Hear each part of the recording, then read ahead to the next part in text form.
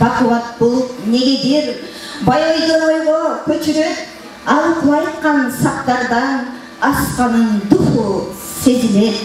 Бүгінгі ушул сіздерден ақ дастарханымыздарға пейлин чачып, өзінің ырыс кешігін төгіп тұрған бізден администраторыбыз.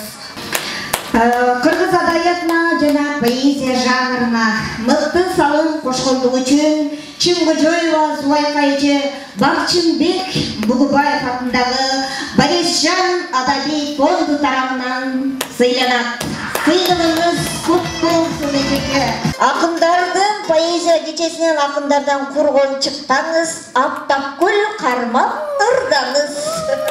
Кызарган гүлдү сүрен түстү жоолук менен кийип кийгизип кетирени, дайыма сирен гүлдөй жашарып жүрө бериңиз. Чыгармачылык ийгилик каалайм.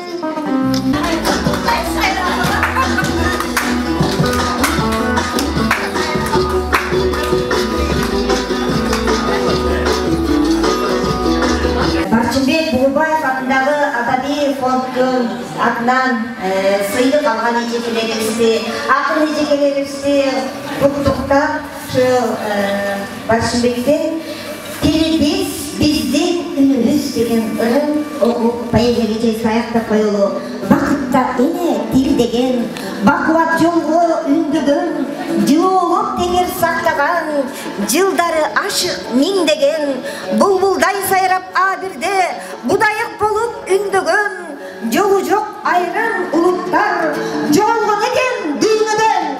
Акындар бар болсун, акындар бар болсо эч качан кыргыз тили жоголбойт жана дүйнөнү